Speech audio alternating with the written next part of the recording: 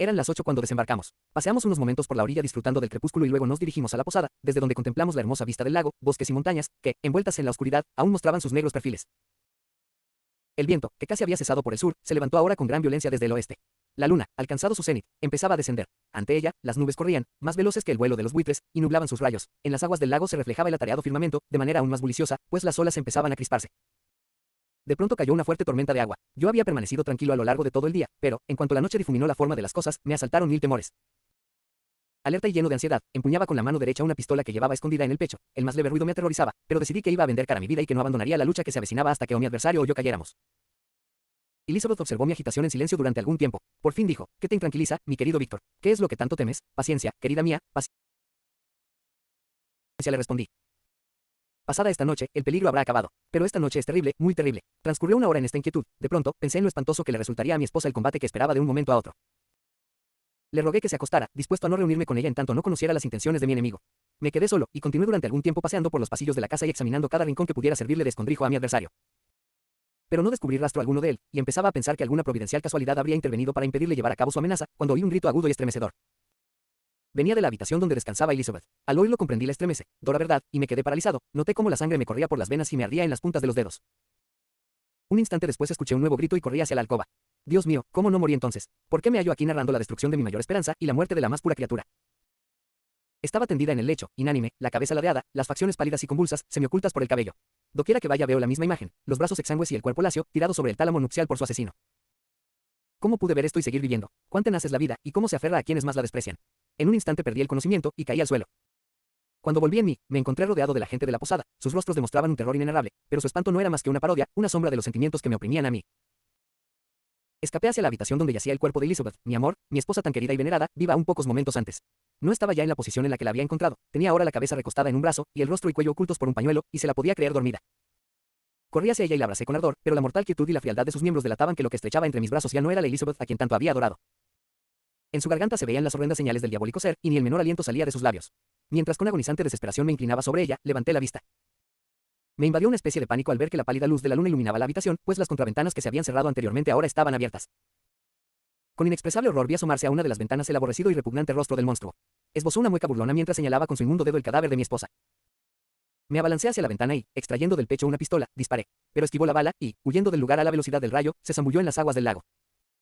El ruido del disparo atrajo a la gente hacia la habitación. Indiqué el lugar por donde había desaparecido, y lo seguimos con barcas. Echamos incluso redes, pero todo en vano. Regresamos desesperanzados después de varias horas, la mayoría de mis compañeros convencidos de que el fugitivo era fruto de mi imaginación. Tras desembarcar, se dispusieron a registrar los alrededores, organizando distintas patrullas, que se esparcieron por los bosques y viñedos.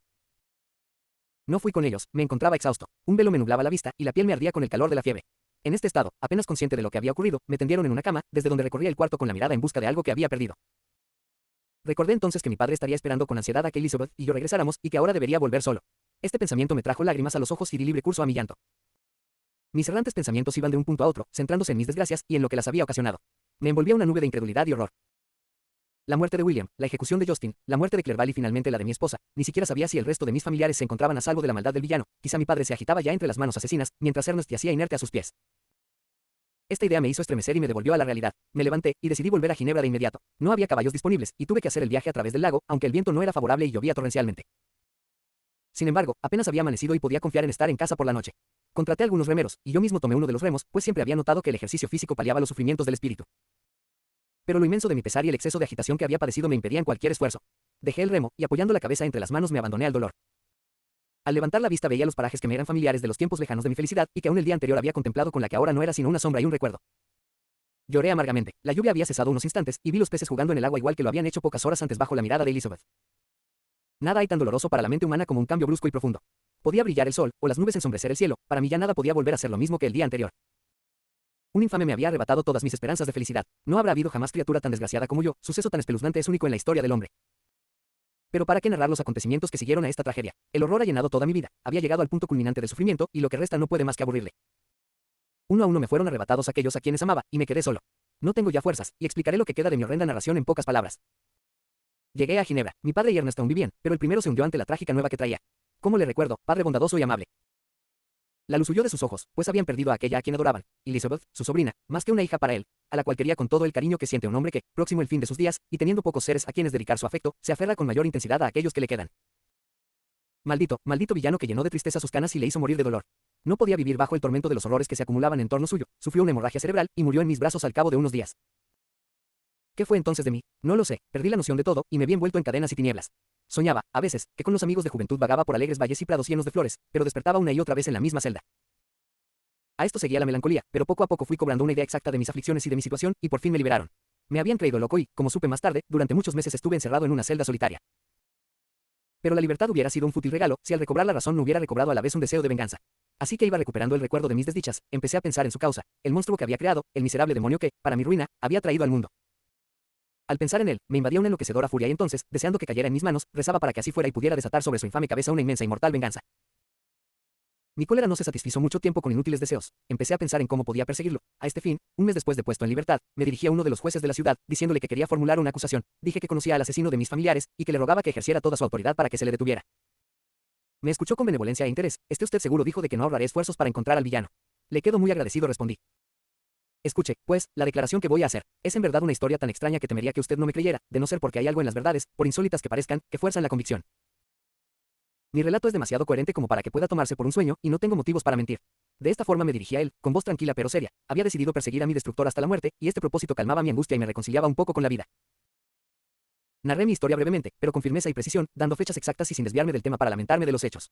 Al principio, el magistrado demostraba una total incredulidad, pero a medida que proseguía escuchó con mayor atención e interés. Hubo momentos en que lo vi estremecerse, otros en que su rostro denotaba un vivo asombro, exento de escepticismo.